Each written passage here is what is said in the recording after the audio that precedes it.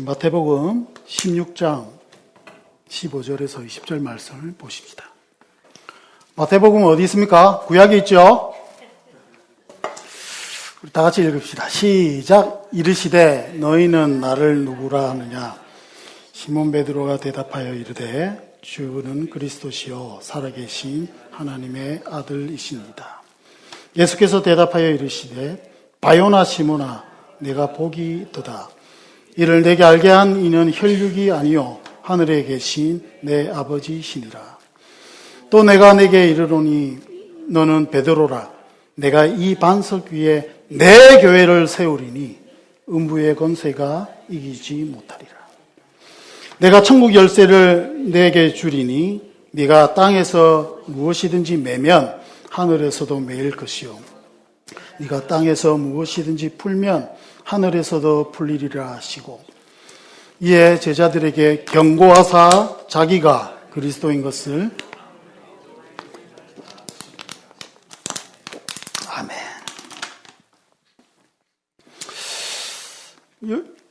새해를 우리가 열어가고 있습니다. 오늘 신년 마지막 특집 4번째 시간으로 말씀을 준비했습니다. 딱 이번 주가 구정이니까 딱 거기에 맞췄습니다. 우리는 새해가 2번 있는 게 얼마나 큰 축복인지를 모릅니다. 한 달 이상하게 살아도 1월 1일 날 결심하고 또 뭐 이상하게 살아도 할 때 우리는 설날이 한 번 더 있어서 다시 출발할 수 있습니다. 여러분, 새로운 신년을 시작하고 그리고 또 새로운 또 교회의 출발에 있는 시점에서 저는 여러분들에게 먼저 제자도란 무엇인가, 우리의 갈 길이 무엇인가에 대해서 말씀드렸습니다. 그리고 이번 한 해의 말씀이기도 하지만 우리 평생의 말씀이기도 합니다. 뭐죠? 나를 따르려거든 자기 부인 그리고 매일 십자가를 지는 삶. 그게 여러분 전제 조건입니다. 그죠? 나를 따르려거든. 하도 많이 했으니까 여기서 생략하고 거기 플러스해서 저는 작년에 하다가 만 부분이 있어서 하겠는데 저는 다시 한번 교회에 대해서 여러분과 나누고 싶습니다. 이 새해를 출발하는 시점에서 왜 이 교회가 여러분 복음의 어떤 도구로서 너무나 중요합니다. 주께서 처음에 계획하신 복음의 도구로서의 교회가 있기 때문입니다. 그리고 여러분 교회를 어떻게 정의하는지가 앞으로 우리 교회뿐만 아니라 사실 모든 교회에 있어서 가장 중요합니다. 교회의 정의를 교회론이라고 표현해 보십시다. 여러분 엘버트 몰러라는 사람이 아주 유명한 말을 했습니다. 아주 당연한 말을 아주 유명하게 했는데 무기력한 힘이 없는 교회로는 결국 무기력한 교회를 낳을 수밖에 없다.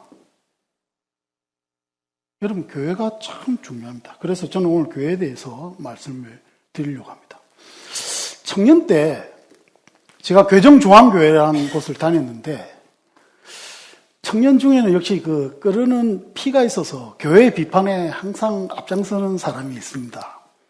교회를 많이 비판하면서 교회에서 말이야 이러면 안 되고 저러면 안 되고 교회 헌금통을 주머니를 돌리면 안 되고 이런 것들 막 얘기했는데 한 20분 들어주다가 가만히 생각해 보니까 뭔가 중요한 것 같지가 않아서 제가 그분한테 물어봤습니다. 그 청년에게 교회가 뭐냐? 여러분 교회가 뭡니까? 여러분 10수년 교회를 다니셨는데 교회가 뭡니까? 여러분 어떻게 정의하십니까? 이제 저보다 나이도 많으신데 저보다 교회 연수가 짧을 수도 있지만 그래도 적잖이 다니셨는데 여러분에게 있어서 교회는 무엇입니까? 일하는 곳입니까? 예배해야 하는 곳입니까? 어떻습니까?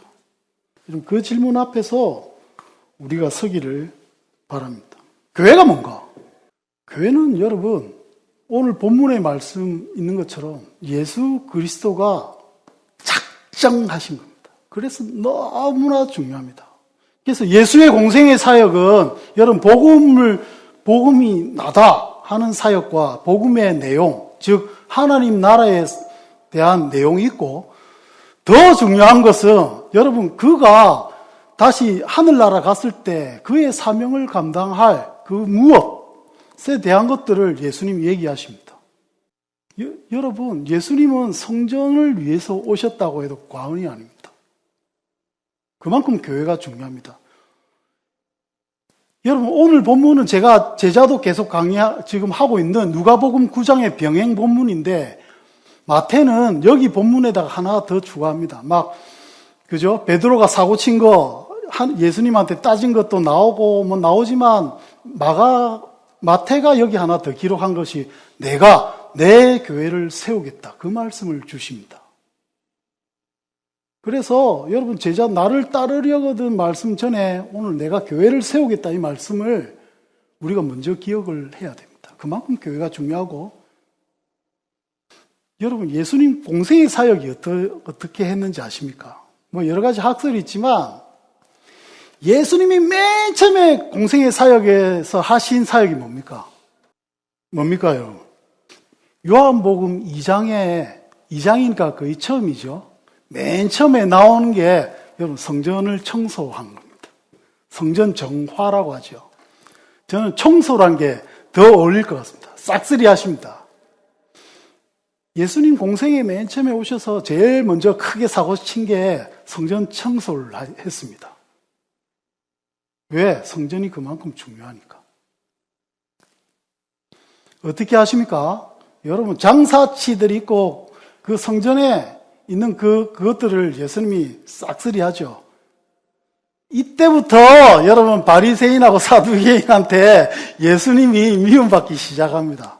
미운 짓 골라서 한 장면이 오늘 이 장면입니다. 뭡니까 맨 처음에? 여러분 내 집을 하나님의 집을 무슨 집으로 만들지 말라? 장사하는 집으로 만들지 말라. 그 당시보다 자본주의 사회를 살아가는 우리에게 있어서 이 말씀은 참 크게 와닿습니다. 여러분, 예수님이 원하시는 교회는 장사하는 교회가 아닙니다. 이것도 기억하시고 마지막에 예수님이 십자가 달리시기 5일 전에 예수님이 또 한 번 사고를 치십니다. 마태복음 21장에 나와 있습니다. 다시 한번 여러분 예루살렘에 올라가셔가지고 성전 청소를 하십니다. 똑같은 짓을 또 하죠. 안 그래도 한번 이 사두개인하고 바리새인들이 이 사고 친 것 때문에 열받아가지고 얘를 어떻게 할까 하고 있는데 도망가 버리는 바람에 어떻게 하지 못했는데 간도 크게 다시 와서 이 재범을 저지릅니다. 다시 한번 여러분 성전을 청소합니다. 그래서 예수님의 공생의 사역은 처음이 성전 청소고 두 번째도 성전 청소고 처음부터 끝까지 여러분 성전을 청소하는 사역이었습니다. 그리고 옛 성전, 너희들이 기억하는 옛 성전을 허물어 버리고 내가 다시 성전을 세우겠다. 내가 내 교회를 세우겠다. 그 말씀하셨습니다. 그래서 우리가 지금 교회로 이 자리에 모여 있는 것이죠. 여러분, 공생의 사역 맨 마지막에 예수님이 성전을 어떻게 해야 합니까? 내 집은 하나님의 집이란 표현이 아니고 이제 여기서는 내 집이란 표현을 쓰십니다. 나의 집은 무슨 집이다? 기도하는 집이다. 내 집은 기도하는 집이다. 장사하는 집은 아니고 기도하는 집이다. 주구장창 말씀하셨습니다. 예수님이 그러면 왜 이렇게 공생의 사역에서 성전 청소, 성전 정화하고 교회에 집착하셨을까요? 그 일을 아셔야 됩니다. 처음에 여러분 예수님이 복음을 세상 사람들한테 전하지 않았습니다.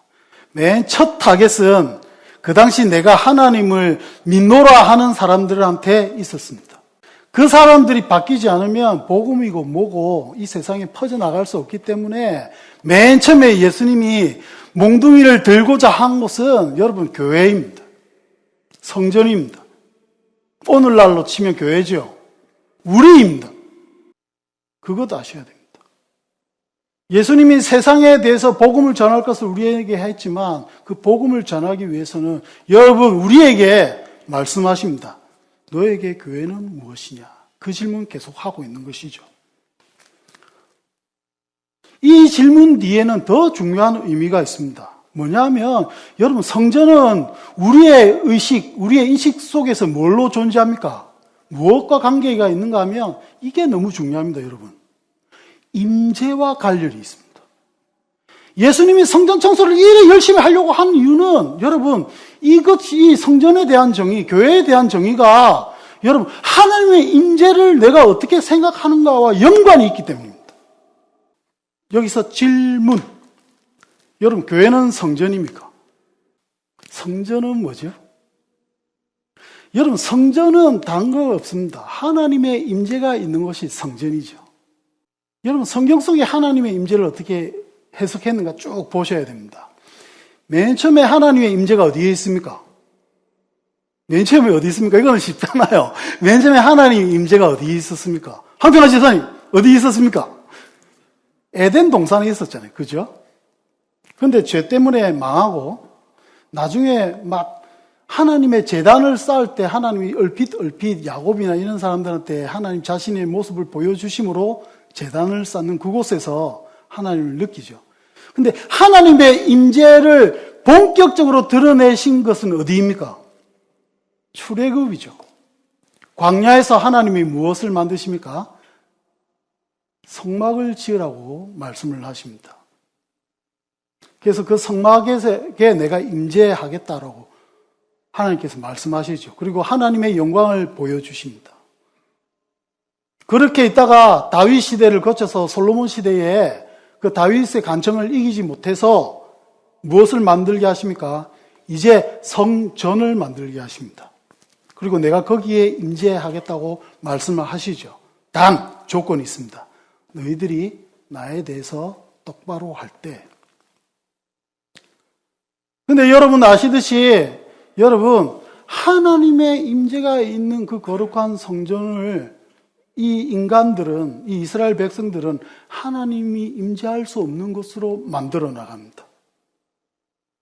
그리고 하나님을 세상 신과 똑같이 섬기는 포맷으로 만들어 나가려고 합니다. 그래서 하나님이 그곳에 나의 임재를 위해서 설치한 그 모든 것보다는 그저 하나님이 주신 어떤 형식이 여기에 매달리기 시작합니다. 그래 놓고 그게 하나님을 섬긴다고 착각하고 그들은 살았습니다. 왜? 하나님을 만나기 위해서 성전에 가야 될 이유는 있었습니다. 근데 그것뿐이었죠. 하나님의 임재를 떠나서 그들이 어떻게 살아야 될지, 하나님이 성전에 임재하시고 그 임재를 통하여 이스라엘 전 백성에게 하나님의 임재, 하나님의 백성으로 살기를 원했던 그 하나님의 마음은 깡그리 무시하고 하나님을 그저 이렇게 예배하고 제물 바치고 이렇게 함으로써 세상에서는 하나님의 임재와 완전히 상관없는 삶을 살아내는 포맷으로 인간들은 만들어 버렸습니다. 그래서 하나님은 어떻게 하십니까? 여러분, 하나님이 있겠다 한 그 장소를 폭파시켜 버리십니다. 그래서 주전 586년에 여러분 예루살렘 성이 유다가 바벨론에 의해서 멸망할 때 성전이 깡그리 없어지죠. 사람들은 그 충격 속에서 어땠을까요? 아, 성전이 없어졌구나. 하나님의 임재가 없구나. 나는 하나님의 임재를 어디서 찾지? 에스라가 발견을 합니다. 하나님의 말씀이 우리에게 있구나. 여러분, 그래서 사람들이 성전을 잃어버린 다음에 다시 찾기 시작한 하나님의 임재하심을 내가 인식하고 바라며 그것들로 정의한 것이 무엇인가 하면 여러분, 하나님의 말씀입니다. 그래서 이들이 이때부터 뭐에 목숨을 겁니까? 토라의 목숨을 겁니다. 토라가 뭐죠? 구약 성경입니다. 구약 성경에 목숨을 겁니다. 왜? 거기 하나님의 임재가 있다고 생각을 했으니까. 임재의 흐름이 지금 어디까지 온 줄 알겠죠? 여러분, 그 다음에 헤롯 성전이 세워지긴 하지만 가짜인 걸 알죠. 그러니까 바리새인들은 더 어디에 집착을 합니까? 말씀에 집착을 합니다. 그런데 문제는 또 여기에서 발생을 합니다. 하나님의 임재까지는 여러분 있고 하나님의 능력이 있는 건 사실이잖아요. 그런데 어떻게 합니까? 여러분 이것들을 율법으로 바꾸어 버립니다. 율법으로 바뀌었다는 말을 여러분 어떻게 해석을 해야 되는가 하면 하나님이 임재할 수 없도록 하나님이 임재하기 참 거시기하게 만든 그 모습으로 바뀌었다고 생각하시면 됩니다. 어떻게? 인간들이. 여러분 하나님의 임재를 바라고 말씀을 읽고 말씀을 지키고 했지만 그 사람들이 품었던 마음은 어떤 다른 종교에서 경전을 연구하고 그 따라 살려고 하는 거하고 별반 차이가 없었습니다. 하나님은 다시 한번 손을 대십니다. 예수 그리스도를 통해서. 이제는 하나님이 본격적으로 나타나셨습니다. 그래서 어떻게 하십니까? 내가 새 성전을 세우겠다. 그리고 하나님의 임재를 단순히 율법적인 어떤 책, 어떤 텍스트, 아니면 성전, 건물 이런 데 있게 하지 않고 내가 어떻게 하겠다? 내가 이제 너의 마음에 임재하겠다. 즉 너희 마음이 뭐다? 성전이다. 여러분 이것이야말로 복음인데 이게 너무나 중요한데 사람들이 그 중요성을 잘 모르는 것 같습니다. 다시 한번 질문합니다. 여러분 교회가 성전입니까? 저 어릴 때뿐만 아니라 지금도 여러분 교회가 성전인 줄 아는 사람 많습니다. 여러분 교회는 성전이 아닙니다. 예배당입니다. 다시 한번 말합니다. 여러분 아는 것처럼 표정을 지어도 진짜 아는 거 한번 생각해 보십시오. 여러분 교회는 성전이 아닙니다. 여러분 교회가 성전이라는 개념 때문에 어떻게 됩니까? 사람들이 여러분 저는 어릴 때부터 계속 봐왔습니다. 하나님이 계실 곳이라는 핑계로 여러분 멋진 성전을 지으려고 합니다. 지금 존재하는 많은 건물들이 그 신학에서 여러분 비롯된 거 아닙니까? 강대상의 목사 외에는 왜 못 올라가게 합니까? 왜? 여기는 거룩하니까. 하나님의 임재가 있으니까. 여러분 다시 한번 말합니다. 교회는 예배당입니다. 성전이 아닙니다. 그래서 여러분 이거는 아주 혁명적인 일입니다. 성전을 어디 장소적 개념이 아니라 이제 어떻게 바꾸셨습니까? 그 장소 자체를 내 마음으로 하셨습니다. 여러분 우리가 성전입니다. 여러분 그리스도인에게 있어서 가장 중요한 자기에 대한 정의는 나는 성전이다입니다. 내가 성전이다 이겁니다. 이거보다 중요한 말은 없습니다. 그래서 나의 집은 예수 그리스도의 집은 여기 있는데 내 집은 장사하는 집이 되면 안 됩니다. 그리고 내 집은 기도하는 집이어야 합니다. 여러분 결론이 이렇게 가야 됩니다. 고린도전서 3장 16절 큰 소리로 우리 한번 읽어보십시다. 시작. 너희는 너희가 하나님의 성전인 것과 하나님의 성령이 너희 안에 계시는 것을 알지 못하느냐. 여러분 바울이 왜 이 말씀 남겼을까요? 그때나 지금이나 똑같습니다. 뻘짓하는 거는. 여러분 하나님이 계시기 때문에 여기가 멋져야 된다는 생각이 교회사에서 계속 흘러왔습니다.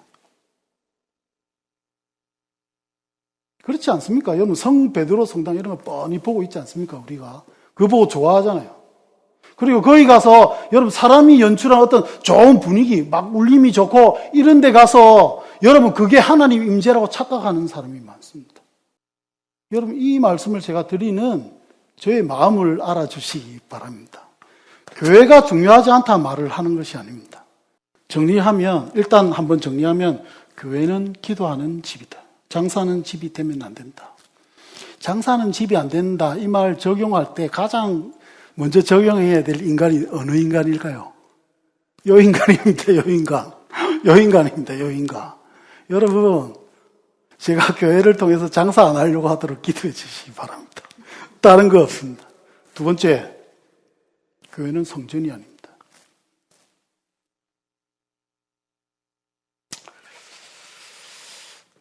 두 번째, 여러분, 교회는 에클레시아입니다. 이건 배웠죠? 작년에 우리가 주구장창 배웠습니다. 교회는 뭐다? 에클레시아다. 그래서 여러분, 교회는 에클레시아의 번역입니다. 여기까지는 많이 들어보셨죠? 에클레시아는 무슨 뜻입니까? 여러분, 부름받은 자들이 모이는 어떤 집합, 모임, 이런 겁니다. 우리가 교회란 말이죠. 이 건물이 아니라. 그 다음에 두 번째 중요한 것이 있습니다. 자본주의화 되어 있고 개인주의화 되어 있는 상황 속에서 에클레시아란 단어가 어떤 의미가 있는가.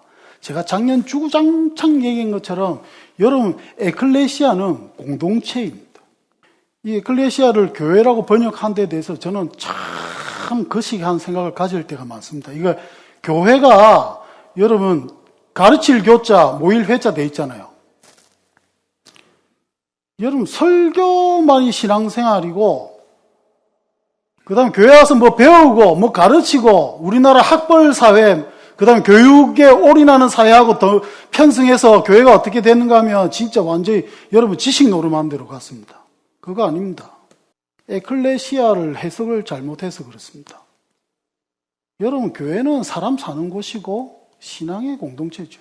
여러분 보십시오. 두세 사람으로 모인 곳에는 내가 함께 있으리라 하는 말씀을 여러분 그냥 해석하시면 안 됩니다. 그리고 어느 교회처럼 내가 교회다라는 데가 있는데 그 영적 의미는 우리가 새길 필요가 있지만 여러분 한 사람이 교회면 여러분 우리가 여기 모일 필요가 없죠. 예수님이 두세 사람이 모인다라는 표현을 쓸 필요가 없습니다. 그리고 저번에 계속 얘기한 것처럼 하나님이 인간을 만드실 때 공동체의 하나님이 드러나잖아요. 우리가 우리의 형상대로 만들자. 여러분 하나님은 신앙 공동체를 신앙인을 공동체로 부르셨습니다. 이 말에는 여러분 자기 혼자 유아족 독존하는 신앙은 있을 수가 없다는 말도 포함되어 있습니다. 이 말씀 드린 이유를 알겠죠? 여러분 가난한 성도가 되든 뭐 이런 거 다 많지만 교회가 공동체란 이 신학이 없으니까 어떻게 됩니까? 여러분 자기 좋을 때랍니다. 자기 좋을 때 듣고 자기 좋을 때 예배하고 섬김이 없습니다. 조금이라도 내가 상처받을라 치면 감히 접근을 못합니다. 근데 그 상처조차도 하나님께서 날 이용하셔서 날 교육하시라는 생각은 추워도 못합니다. 여러분 그러니까 어떻게 됩니까? 여러분 교회에서 겪는 상처 요만큼도 이겨내지 못할 사람이 세상 나가서 어떻게 삽니까? 온실에 사는 사람하고 똑같습니다. 그러면서 유튜브 듣고 혼자 하면서 막 하고 좀 뭐 기도를 합시고 하면서 여러분 자기 신앙 좋은 줄 압니다. 하나님이 여러분 교회를 신앙 공동체로 부르셨다는 것을 아셔야 됩니다. 그래서 아까 방금 저 교회론이 뭐 이렇게 말씀한 그 엘버트 몰러라는 사람은 지금 미국 교회가 아니라 이런 공동체가 아니라 영적 카페테리아가 됐다고 표현을 합니다. 카페테리아가 뭡니까? 음식 쫙 깔려 있으면 자기 원하는 거 요래 집는 거. 먹고 좋고 내만 좋으면 돼. 웃긴 소리 하고 있는 겁니다, 여러분. 우리는 반성해야 될 부분이 없을까요? 여러분 신앙이 어리거나 처음 온 사람들이나 상처 좀 받았을 때 찬양만 드리고 예배만 드리면 참 좋겠다. 이 마음 저도 있었고 이해합니다. 그러나 그것이 다라고 생각해버리면 여러분 그거는 큰 문제입니다. 히브리서 10장 23절부터 25절 말씀 한번 읽어보십시다. 시작. 또 약속하신 이는 미쁘시니 우리가 믿는 도리의 소망을 움직이지 말며 굳게 잡고 서로 돌아보아 사랑과 선행을 격려하며 모이기를 패하는 어떤 사람들의 습관과 같이 하지 말고 오직 권하여 그 날이 가까움을 볼수록 더욱 그리하자.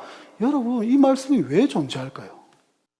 여러분, 자본주의 세계관으로 신앙생활을 하면서 그게 진짜 신앙인 줄 아는 사람 많습니다. 여러분, 하나님은 직접 만나서 서로 선행과 사랑으로 격려하시기를 원합니다. 직접이 중요합니다. 직접이. 여러분, 직접이 중요합니다. 아니면 여러분, 제가 여기서 설교를 왜 합니까? 저 골방에 처박혀가지고 유튜브 찍으면 되지. 그냥 뭐 사역한답시고 하면 되죠. 왜? 여러분, 교회는 설교 짝짝 듣고 뭐 이렇게 대충 뭐 이렇게 하는 것으로 부르심 받은 게 절대 아닙니다, 여러분. 섬기고 섬김 받으며 여러분 여기서 신앙을 그렇게 자라가는 겁니다. 왜냐하면 신앙은 지식이 아니기 때문입니다. 신앙은 지식이 아닙니다. 물론 저는 여러분들이 지금 저와 똑같은 생각을 가지고 있기에 이 자리를 지키고 계시다고 확신합니다. 그리고 앞으로도 이 마음으로 우리는 달려가십시다 하는 마음으로 지금 알려드립니다. 그리고 작년에 제가 주구장창 여러분 교회 갈라디아서 하면서 말씀드린 부분이 있죠. 이 에클레시아의 요소는 뭡니까? 기억나시는 분? 교회의 요소. 지금 벌써 틀어주면 저 정답이 다 드러나잖아. 캐리그마, 그죠? 하나님의 말씀, 복음입니다. 복음이 이 자리에서 생동과 함께 움직이는 그런 공동체가 여러분 에클레시아입니다. 우리는 복음 때문에 만났고 복음 때문에 뭉쳤고 복음을 배우는 거고 복음을 전하는 공동체입니다. 그리고 코이노니아, 그죠? 교제, 친교. 이게 있어야 교회입니다. 이게 있어야 교회입니다, 여러분. 교제, 친교 이런 것들이 있어야 교회입니다. 물론 여러분 이 말씀을 저는 억지로 드리고 싶지 않습니다. 마가교회에. 각자가 있겠죠. 그렇지만 우리의 나아가야 될 우리의 지향점은 상처받아서 어렵고 히키코모리처럼 어떤 방 안에 처박혀 있으며 신앙생활을 하는 것이 아니라 어렵지만 그것을 감사하는 마음으로 드러나 부딪힐 줄 알며 그 속에서 아파하는 속에서 나의 실존을 발견하고 나는 안됨을 발견하면서 예수 그리스도가 생명으로 일하시며 도저히 이돌과 이돌이 접착할 수 없는데 그것을 접착시켜서 하나의 공동체를 건물을 만들어 나가는 성령을 체험하는 겁니다, 여러분. 이런 체험은 여러분 백날 유튜브 듣고 지 방 안에 처박혀 있어서 알 수가 없는 겁니다. 두 번째, 디아코니아, 봉사와 선교. 그리고 그죠? 여기까지는 우리가 다 배웠습니다. 기억이 안 나시는 분들은 다시 한번 기억을 되살리시고 우리 앞에 헬라어만 한 번씩 따라해 보십시다. 시작. 캐리그마, 코이노니아, 그 다음에 디아코니아. 됐죠? 그 다음에 이거를 말씀을 안 드려서 제가 오늘 말씀을 드리려고 합니다. 캐리그마, 코이노니아, 디아코니아가 어떤 에클레시아, 그러니까 즉 교회의 외적인 모습을 나타낸다면 외적으로 복음이 선포되고 복음이 있고 그다음 교제가 이루어지고 그다음에 예수의 그 교제, 그 봉사가 이루어지는 것이 어떤 외적인 측면이라면 내적인 측면이 있습니다. 내적인 측면. 이 내적인 측면은 신학적으로도 참 중요합니다. 그런데 교회들이 이거 안 가르칩니다. 이것도 모르고 교회 아까 외적인 요소 이런 것도 모르면서 교회 비판합니다. 교회 여러분 자기가 세상적 세계관으로 교회 좀 참석해 보면서 예배하고 사람들 모이는 거 이렇게 찍찍찍 보고 이렇게 하면서 여러분 교회가 다 안다라고 생각하고 어떤 어디를 지향해야 될지 이런 것도 모르면서 막 나갑니다. 그래놓고 교회 한답시고 합니다. 비판적으로 얘기해서 죄송하지만 여러분 오늘 이거 처음 듣는 신앙을 내가 몇십 년인데 처음 들으시는 분들은 참 안타까움을 느끼셔야 됩니다. 교회가 뭘 바라는가? 교회가 어떻게 되고 어떻게 유지되어 왔고 2000년 동안 어떻게 성장해 왔는지를 아셔야 됩니다. 그것이 다 담긴 것이 여러분 오늘 이거 에클레시아의 속성이라 되어 있는 이 네 가지입니다. 하나씩 읽어보십시다. 시작. 하나의 교회, 그 다음에 사도적 교회, 거룩한 교회, 보편적 교회. 여러분 이거 참 중요합니다. 저도 교리 별로 안 좋아하는데 여러분 이거는 여러분들 외우셨으면 좋겠습니다. 하나하나씩 해볼게요. 하나의 교회. 여러분 교회는 하나입니다.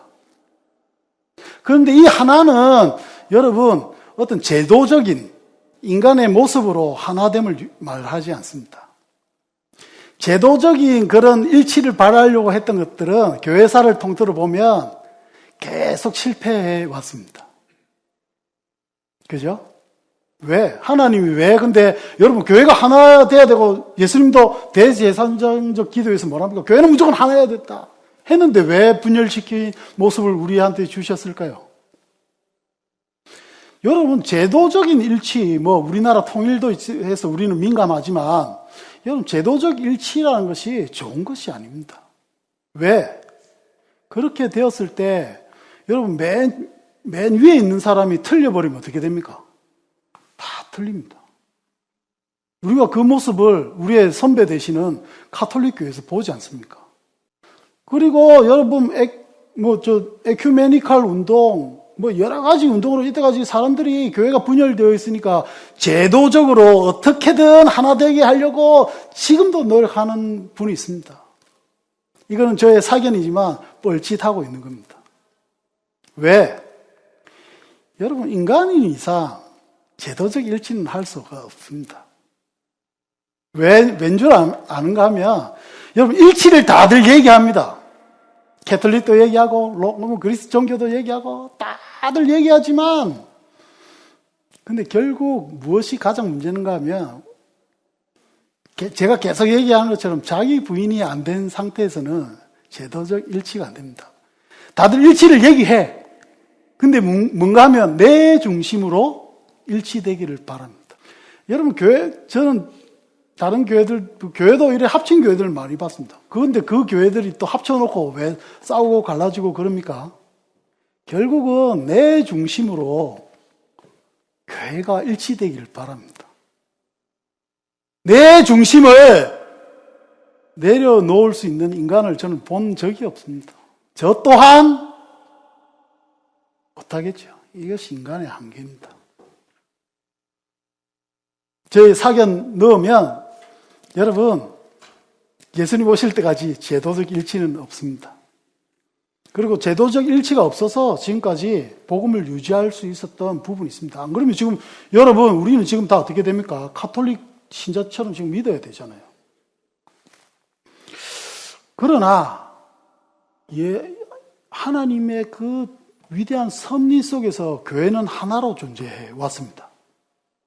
하나님이 무엇을 꼭 지게 하시는가 하면 영적인 일치를 지게 했습니다.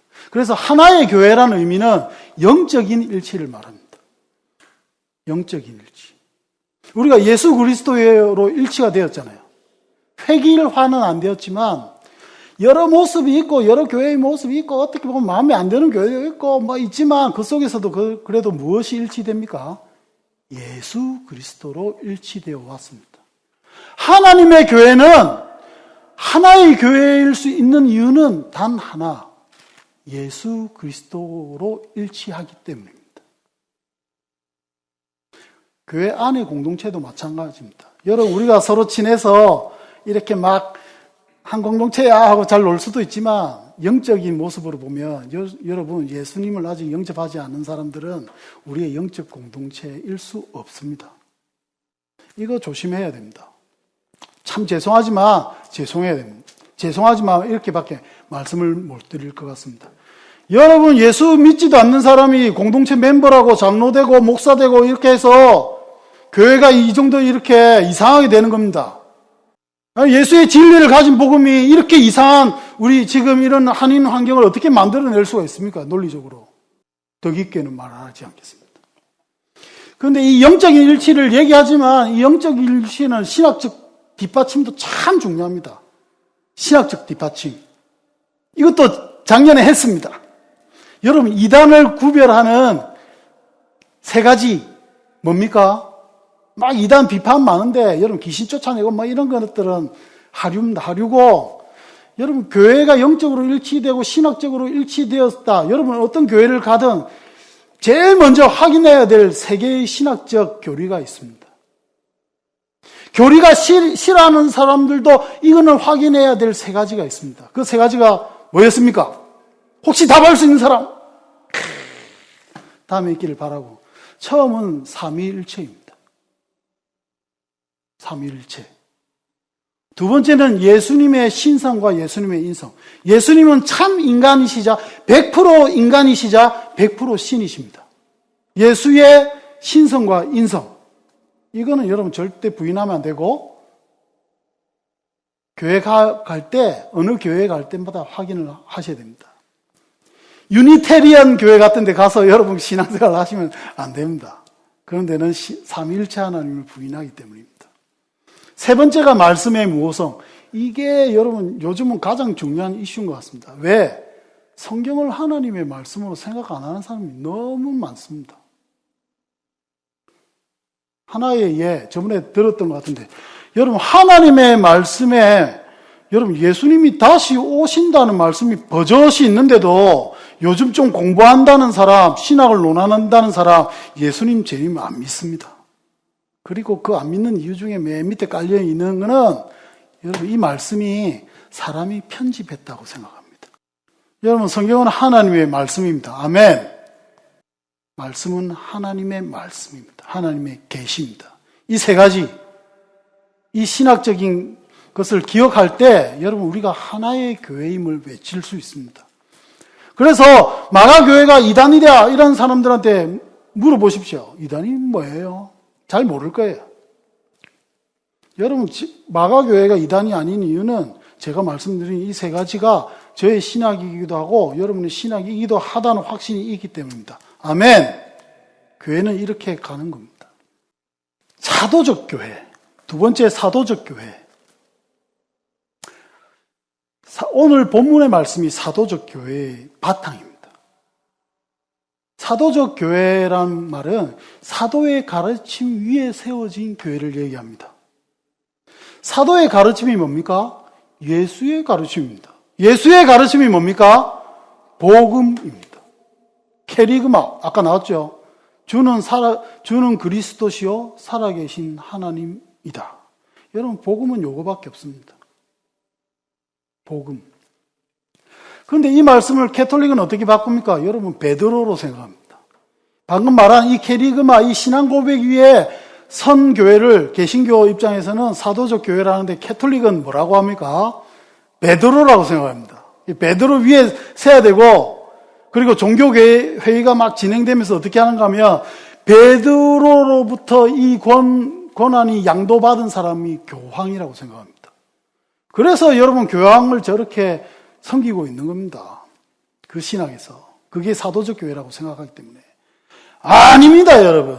우리가 믿는 것은 아까 베드로의 그 신앙 고백 위에 서 있는 그 사도적 교회를 얘기하고 있는 겁니다. 하나 더, 여러분 교회에서 신학이 중요하죠. 그리고 신학이 중점을 가지고 수 있습니다. 그러나 더 중요한 것은 여러분 복음 위에 세워진 교회입니다. 여러분 성경과 신학의 차이를 아십니까? 여러분 성경은 방대합니다. 그래서 여러분 성경적이라는 표현은 쓰기 힘듭니다. 아주 건방진 표현이긴 합니다. 왜? 여러분 자기가 성경을 여러분 성경을 다 압니까? 그래서 신학으로 존재할 수밖에 없습니다. 신학. 그럼에도 불구하고 여러분 그 밑에 깔려있는 복음, 이게 가장 중요합니다. 여러분 목사로서 네 설교에 복음이 없고 똑바른 복음에 대한 이런 것들이 없다 비판 감수하겠습니다. 누구의 근데 신학을 쫓고 이런 걸로 판단받으면 참 거시기합니다. 여러분 제가 지금 뭘 말씀하려고 하는지 아시겠습니까? 여러분 복음입니다. 그래서 사도적 교회라는 것은 여러분 복음 위에 서 있는 교회입니다. 복음, 그 신앙 고백 위에. 두 번째, 거룩한 교회. 이 거룩한 교회가 참 중요한데 여러분 더 중요한 거는 이 거룩한 교회 때문에 또 교회들이 거룩을 이런 걸로 우리 동양적 세계관으로 거룩을 해서 사랑하는 여러분 안녕하십니까. 뭐 이런 걸 거룩으로 합니다. 할렐루야. 뭐 이런 거요. 그 목사님 가운 입고 설교하고. 거룩해 보이는 거지, 거룩하고는 관계없습니다. 여러분, 그런 게 거룩이 아니라, 맨 처음에 기억해야 될 것은 하나님이 거룩한 교회입니다. 하나님이 거룩하기 때문에 교회는 거룩해야 된다는 겁니다. 여러분, 이사야 6장의 스랍이 하나님을 뭐라고 찬양합니까?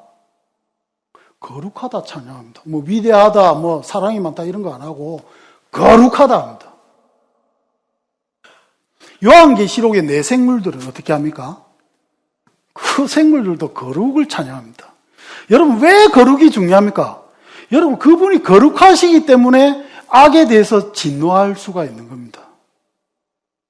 그분이 거룩하시기 때문에 여러분, 우리의 죄성이 드러나는 겁니다. 우리가 죄인인 것이 드러나는 것입니다. 그리고 우리가 구원받지 못한 것이 거기에서 드러나는 것입니다.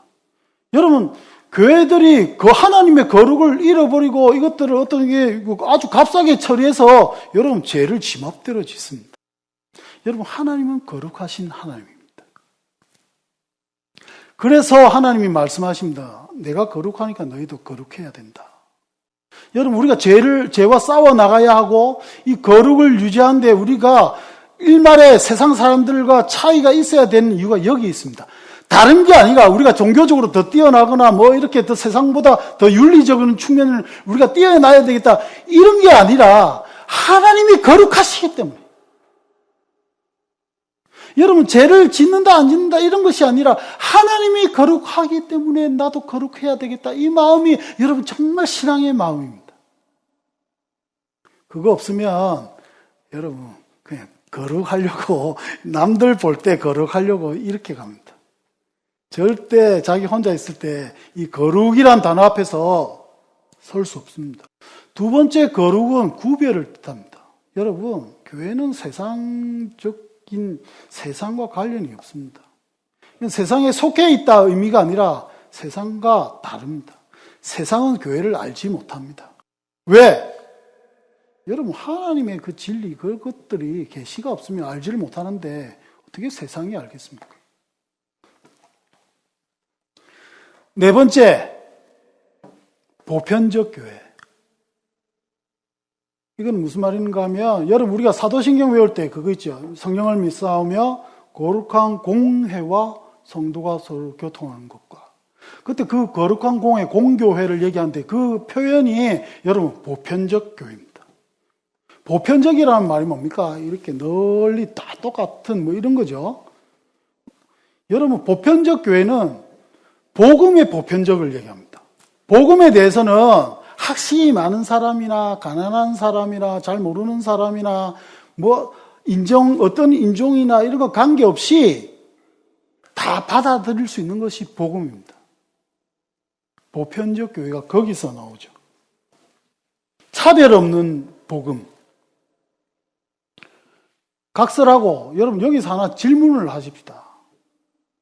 우리 교회는 보편적인 교회입니까? 복음에 대해서도 보편적이지만 여러분 우리의 구성원들에 대해서도 보편적인 교회를 생각해야 됩니다. 그래서 오시마가 교회는 앞으로 이곳에 있는 교회는 어떻게 존재하는가 하면 보편적 교회로 존재해야 됩니다. 학벌이 좋든 나쁘든 학벌이 좋은 사람도 있고 나쁜 사람도 있고 직업이 좋은 사람도 있고 직업이 나쁜 사람도 있고 돈 많은 사람도 있고 돈 없는 사람도 있고 이런 식으로. 어떤 목사님이 얘기합니다. 너 교회가 건강한 교회인지 아닌지는 너희 성도의 구성원을 보면 안다. 그 말 일리 있다고 생각합니다. 여러분, 어느 교회 돈 많다고 자랑하는 교회 반대, 거기는 돈이 많을 수밖에 없었어요. 왜? 의사들만 있으니까. 그런데 그 의사들이 주로 이루어진 그 교회에 여러분 의사가 아닌 사람들이나 더 밑은 그런 사람들이 그 교회에 접근할 수 있습니까? 반대의 경우도 있습니다. 가난한 사람들만 있어가지고 부자들 오면 탄압하는 교회. 여러분 그거 다 맞지 않습니다. 물론 한계는 있죠. 언어의 한계는 있는 것 같습니다. 그렇지만 적어도 언어가 같은 상황 속에서 여러분 학벌, 인종, 학벌 그다음에 뭐 재정적인 형편 이런 것들로 어떤 편중되어 있는 교회라면 여러분 보편적 교회라 할 수 없습니다. 여러분 그래서 교회의 지향점을 생각하고 교회를 세워나가고 예수님이 내 교회, 교회가 우리가 세우는 게 아닙니다. 예수님이 세우시는 거죠. 예수님이 세우시는 원하는 교회에 여기 하나의 교회, 사도적 교회, 거룩한 교회, 보편적 교회에 다 녹아 있습니다. 그렇기 때문에 예수 그리스도를 따라가는 우리들이 지향해야 될 교회는 앞으로 사람 많은 교회 이런 것들 부차적이고 절대 놓치면 안 되는 것이 바로 하나의 교회, 사도적인 교회, 거룩한 교회, 보편적인 교회 이 정의입니다. 너무나 중요합니다. 교회뿐만 아닙니다. 여러분 자기 자신에게도 한번 적용해 보십시오. 여러분 예수 그리스도를 믿으십니까? 하나의 교회이십니까? 여러분들은 복음 위에 서 있는 크리스찬 맞습니까? 여러분 거룩하십니까? 여러분은 보편적으로 차별 없으십니까? 아니면 그 차별 없음으로 지향해 나가십니까? 그런 삶의 태도를 가지고 있습니까? 여러분, 저는 일본에 있다가 한국에 왔는데 그 당시만 해도 일본에는 중산층이 좀 두터워서 그런지 몰라도 여러분 우리 한인 사회만큼 차별이 그렇게 심하지 않습니다. 예수 믿지도 않는 그 일본 사회에서 여러분 은근슬쩍 한인 사회에 차별들이 많습니다. 근데 더 문제는 교회들 안에도 차별이 많습니다. 그리고 그게 당연한 줄 알고 사는 사람 많습니다. 여러분 오시마가 교회가 여기 존재하는 이유가 있다면 부자 동네로 알려진 이 오렌지 카운티에서 이 교회의 보편성을 유지해 나가며 성장해 나가야 될 것입니다. 그것이 어쩌면 하나님이 우리에게 주신 사명일 수 있습니다. 여러분 이 말씀들 중에서 보편적 교회의 마음에 부담을 우리가 느꼈으면 좋겠습니다. 여러분 근데 우리가 솔직히 2개 이상 넘어가면 외우기 힘들잖아요. 그죠? 그래서 제가 마지막 주이고 이래서 특별 이벤트를 준비했습니다. 마이크를 준비하고 여러분 하나의 교회, 사도적 교회, 거룩한 교회, 보편적 교회가 외우시기 어려울 것 같아서 앞자만 따서 하사거보 이걸로 제가 황평화 집사님한테 사행시를 준비했습니다. 한번 들어보시고 하나하나씩 우리 읊어나가면서 마무리했으면 좋겠습니다. 우리가 크게 앞에 한자 한자씩만 크게 한번 외쳐주십시오. 준비됐나? 준비됐습니까? 또 저거까지 적어오시면 곤란한데. 내용은 지금 설교 말씀하신 부분하고 아마 틀릴 것 같은데. 괜찮습니다. 괜찮습니다. 그걸 노리고. 자, 하루하루 감사하며 삽시다. 사랑이신 하나님을 생각하며 조금씩 실천해 봅시다. 거울을 보듯이 자기 삶의 모습 중에 예수님을 닮은 부분이 아주 조금이라도 있는지 생각해 봅시다. 보이지 않게 실천하는 선행은 하늘의 창고에 저축하는 것으로 하나님께서 몇 배로 갚아주십니다. 아멘, 박수! 하사거보, 시작! 하사거보. 여러분, 이거 외우시기 바랍니다. 하사거보. 그래서 교회가 잘못 가고, 교회가 어떻게 가고, 교회 비판하시고, 다 좋습니다. 다 좋은데, 우리가 지향해야 될 점이 하사거보인 거는 절대 잊어버리시면 안 됩니다. 우리 교회뿐만 아니라 다른 교회 가실 때도 그렇고, 여러분, 선교지 가서도 마찬가지고, 무엇을 해도 마찬가지입니다. 오늘 말씀, 너무 중요합니다. 제 입장에서는. 여러분 입장에서도 정말 중요하기로 하고. 2분만 더 주십시오. 그리고 마지막으로 여러분, 에클레시아는 권세입니다. 여러분, 이거 잊어버리기 쉽습니다. 여러분, 교회는 주눅 들고 살고, 째째하게 살고, 이런 것으로 부르신 게 아닙니다. 오늘 본문 보십시오. 뭐가 있습니까? 여러분, 음부의 권세가 교회를 이기지 못한다. 교회가 이 권세가 있습니다. 여러분, 사망이 우리를 이길 수 없습니다. 두세 사람이 모인 곳에 여러분 이 음부란 이 사망이란 것이 우리한테 여러분 어떻게 자지우지 못합니다. 권세가 있습니다. 그리고 아까 우리 교회 아까 그 말씀해 보면 뭐라 되어 있습니까? 너희가 매면 너희가 풀면 풀리고 매면 매일 거다 하는 그 말씀은 옛날에 랍비들이 성문에서 심판하죠. 그때 재판할 때 이 랍비들의 이 말씀을 근거로 매거나 풀거나 그랬습니다.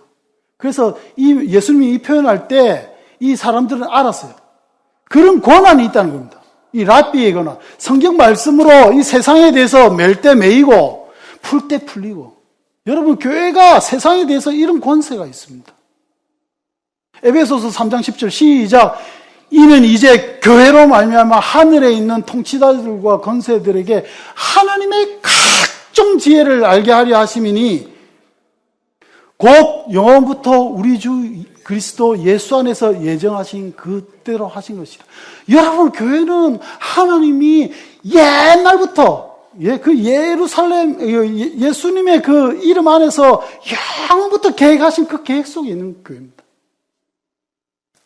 마이클 크리피스라는 사람은 그래서 이런 교회의 모습을 몰라서 이런 책도 냈습니다. 기억상실증에 걸린 교회. 여러분, 기억상실증에 걸린 교회. 우리 혹시 기억상실증에 걸려 있지 않습니까? 우리가 다시 일어나십시다. 다시 기억을 회복하십시다. 우리 교회의 권세가 뭔지 생각하고, 여러분, 교회가 뭔지, 비록 적은 숫자가 모였지만, 여러분, 내 문둥이가 갈 때 그 군대를 물리치는 장면이 있잖아요, 이런 게. 그것처럼, 여러분, 우리가 예수의 이름으로, 우리의 이름이 아니라 예수의 이름으로 교회를 세워 나가십시다. 우리 다 함께, 우리 마지막 찬양 하십시다. 하나님이 우리한테 여러분 가진 그 소망이라고 해야 될까? 그 어떤 비전이 있습니다. 하나님이 우리에게 주신 비전이 있습니다. 여러분, 그 비전에 우리가 집중하면 여러분 삶도 재밌어집니다. 그냥 골프 치고 뭐 하고 놀고 이러면서 죽을 때 뭐 했지 이런 게 아니라 하나님한테 충성하면서 느끼는 그 삶의 의미, 그 마지막 때 기뻐할 그게 있습니다. 그걸 다음에 내가 말씀해 주고, 시간이 없으니까 이 찬양하고 마치십시다.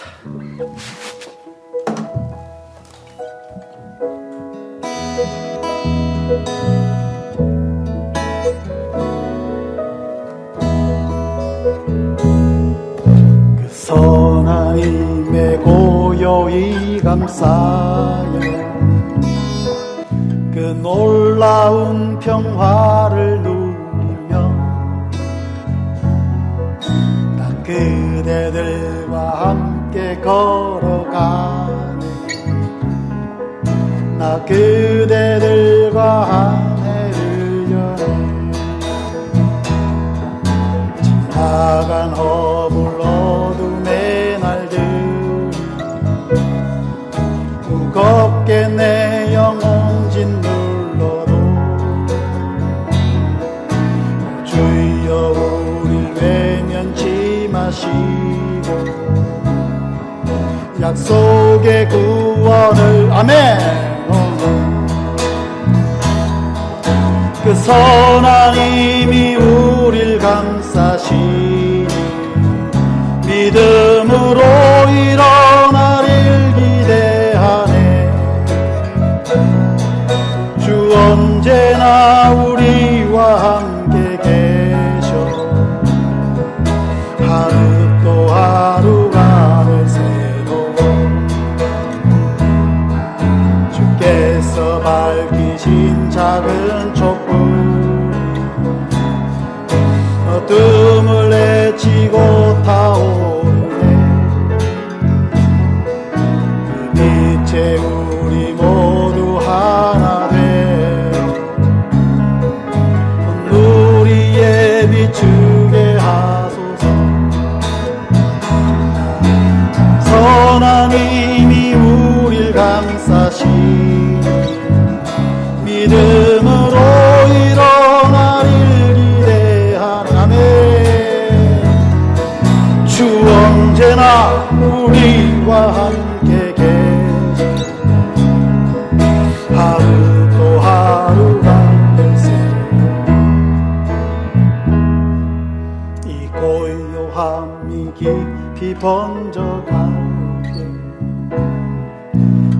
가슴 벅찬 노래 들리네. 다시 하나가 되게 이끄소서. 당신의 빛이 빛나느니라. 그 선한 힘이 우릴 감싸시 믿음으로 일어날 일 기대하네. 주 언제나 우리와 함께 계셔. 하루하루가 늘 새로워. 그 선한 힘이 우릴 감싸시니 믿음으로 일어날 일 기대하네. 주 언제나 우리와 함께 주 언제나 우리와 함께 계셔. 하루도 하루가 늘 새로워. 말씀을 준비하면서 여러분, 제가 선교단체 IBF라는 데가서 신앙생활을 했습니다. 그곳에서 여러분, 복음이 전해지고 사람들이 변화하고 예수 그리스도를 주로 영접하며 바뀌는 그 사람을 봤을 때 느끼는 그 행복감, 진짜 그리스도인이 여러분 누릴 수 있는 가장 큰 행복이 저는 거기에 있다고 생각합니다. 그리고 그 교회 다니는 사람들이 모였을 때 그 세상의 법, 세상의 어떤 그런 것들이 그 공동체를 움직이는 것이 아니라 하나님이 움직이시는 그 공동체를 봤을 때, 여기가 하나님 나라구나. 이게 여러분 그냥 하나님 나라여야 한다가 아니라 그게 내 마음속에서 싹 틀 때 그 기쁨이 얼마나 컸는지 제가 여러분 30년 전의 기억을 다시 살릴 때 내 마음속에 희망이 넘쳤습니다. 여러분 동일하게 여러분 저는 우리 교회가 하나님 나라를 아는 교회가 아니라 하나님 나라를 누리는 교회로 이곳에서 있기를 원합니다. 여러분 동일한 꿈, 희망, 소망을 같이 품어주시지 않겠습니까?